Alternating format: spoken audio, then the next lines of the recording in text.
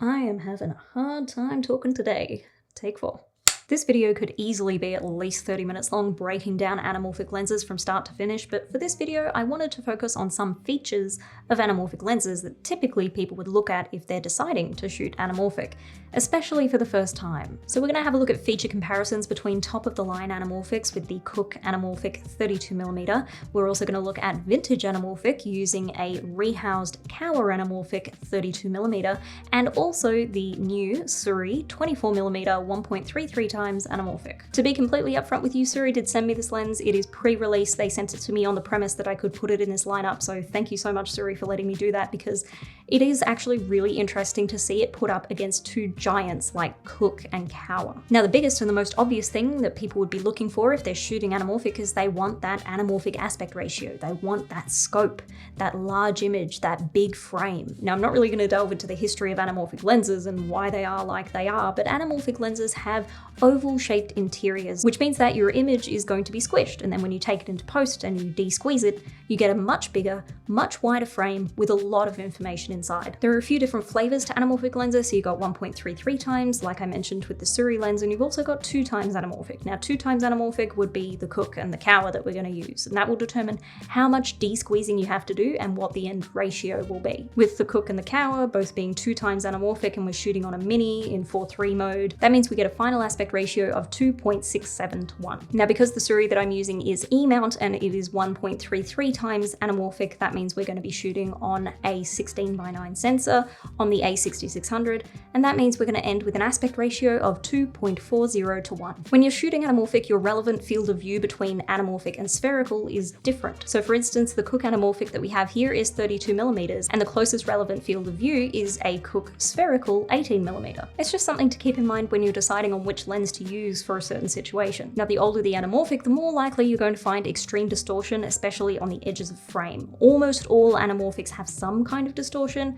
and they also have a lot of focus loss on the edge of frame as well. So how much warping is happening? Where should you frame your subject in order to have the least effect? Or do you want that effect to be a thing? Do you want to be able to see that heavy vignetting of focus, and is that a stylistic choice for what you're doing? You can see here with these tests with the Cooke that there is some focus loss on the edges. It's not very much. There is also some concave bowing on the vertical lines on the edge of frame, but all in all, it's not too bad. It's actually quite clean. Moving on to the Kowa, which is a vintage rehoused lens. It has a lot of quirks. You can see that the edges are actually convex, and they're quite significantly convex. There's a lot more focus fall off, and everything gets kind of swirly towards the edges. So for instance, if you had somebody crossing frame, you might need to rethink your shot if that's something that you want to avoid. Now, Sirui, on the other hand, very different. It is a 1.33 times, so you're not really going to see any of the really heavy anamorphic look to it. A lot of those effects kind of do get dulled down a little bit when you go 1.33 times, but there was barely any distortion, which I found great. It's a nice, clean looking shot. Now, before we move on, another feature related to framing that you have to keep in mind is close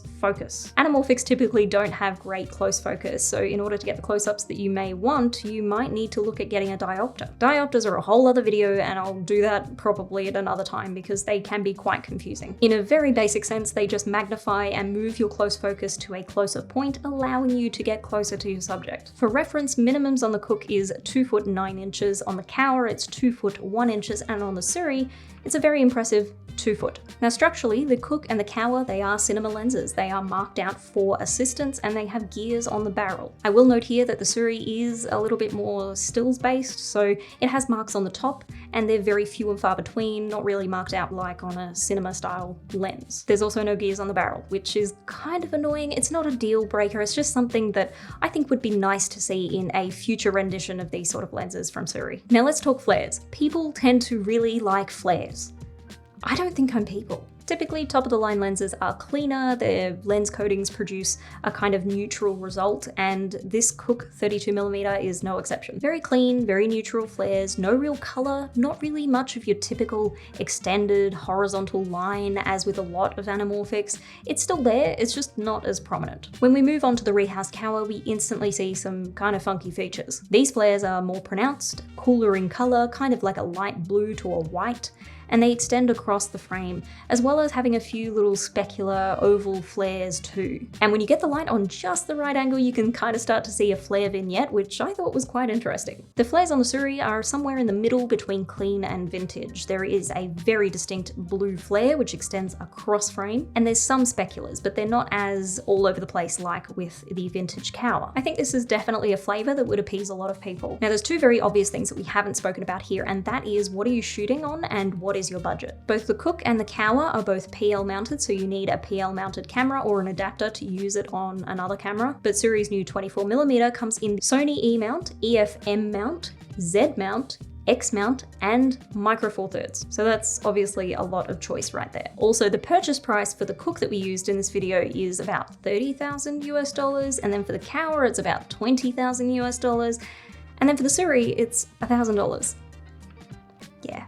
What I really find cool is companies like Sirui are making anamorphics more accessible to more people for more situations. It's giving the opportunity to people who can't afford to access these kind of top-of-the-line lenses that cost thousands of dollars per day to rent, let alone buy. And it's giving people the ability to discover the flavor of anamorphics and what makes them so cool to play with. And to top it all off, the build quality is really, really good. It's fantastic. It's not plasticky at all. It doesn't feel cheap. The body is made of aluminium alloy, so it's really solidly built. Not to mention the size and the weight of the lens as well, which compared to our top of the line and our vintage anamorphics is very small and very light. It's got 8 iris blades, middle ground bokeh, a very distinct flare, and the anamorphic look for that sort of price, I think it's really good. Link of the week this week is Time for a Home. It's a campaign demanding action from the Australian government to give a home to those who are seeking asylum and to release those who are currently in indefinite detention. They have been there for over 7 years at this point, and that is ridiculous. You can find out more information about that at the link below. Hopefully this video has helped you in your decision making if you ever decide to shoot on anamorphic lenses. Now I will say that it is preferable for you to do your own tests relevant to whatever you're shooting, because that's an important step in any pre-production, is to know exactly whether something is going to work for the situation you're using it in. Watching these YouTube videos is all well and good and you get some very good basic information, but still, you need to do your own tests to work out exactly if it's going to be the right thing for you. Thanks for watching. I hope you enjoyed that video, and I'll see you next time.